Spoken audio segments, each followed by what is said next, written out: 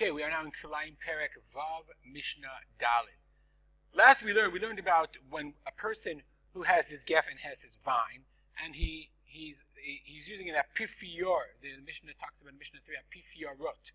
Okay, the apifiorot were these latticework creations, and we said that if the vine grew over part of the apifior, part of the latticework, you couldn't plant under the other side of the apifior because the whole apifior, the whole latticework is designated as part of the vine. It's secondary, it's tertiary to the vine.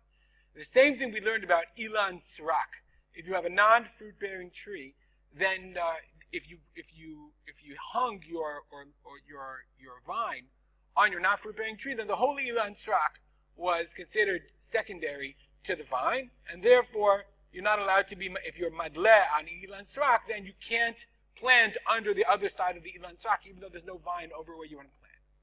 Our Mishnah is a continuation of that, is now going to discuss what happens if I have an ilan ma'achal, a fruit-bearing tree. Says the Mishnah, Hamadle et hagefen al miktzat ilan ma'achal, if I hang my vine on part of a fruit tree, mutar lahavizera al tachat hamutar. In this case, the fruit tree is not considered secondary to the vine. It's not considered an extension of the vine, and therefore, if I've got all these branches and I hang my vine over here, I've got another branch over here, I can plant something else under that fruit tree. I can plant whatever. I can plant corn or grain or whatever, and it's not a problem of kilayim.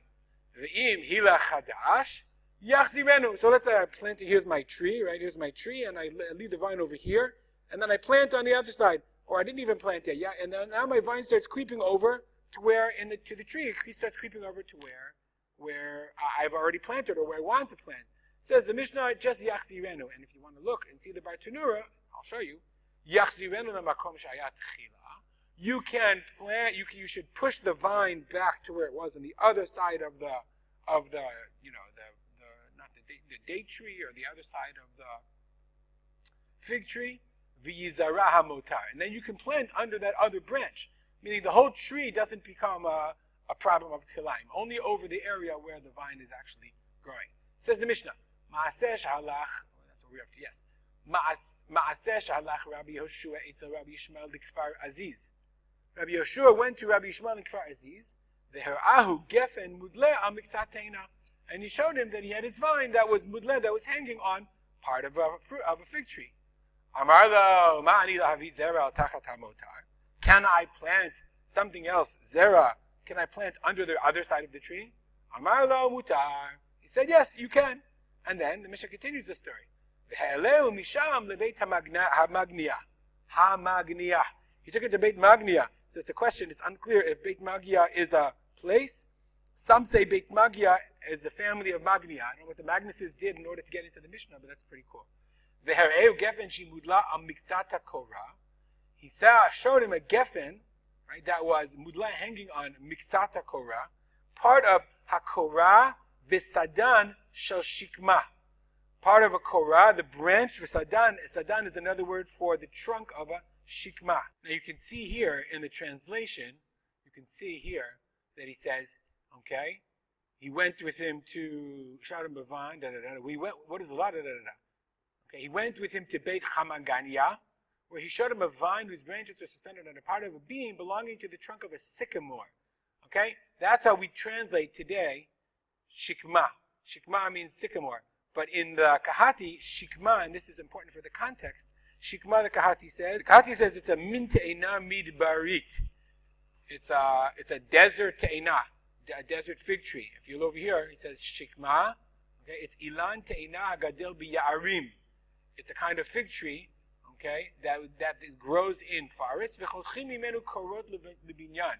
And they have beams, so that's why it was called a korah. So nowadays, the sycamore tree, interestingly enough, we use for wood. Okay, but it's a min te'ena, so it's a fruit-bearing tree. So we said,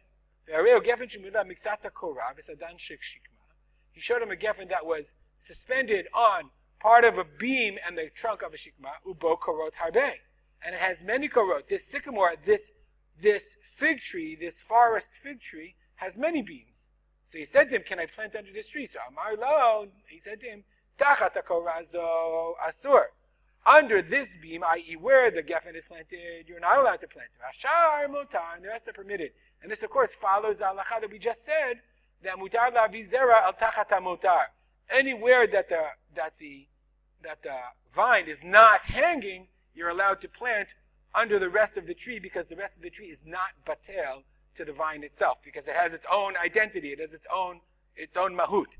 Because, and Chazal say, the reason is because a non-fruit-bearing tree, a person doesn't care about, but a fruit-bearing tree, it has its own identity, and a person is not willing to be mivatel, to negate the tree, to the vine.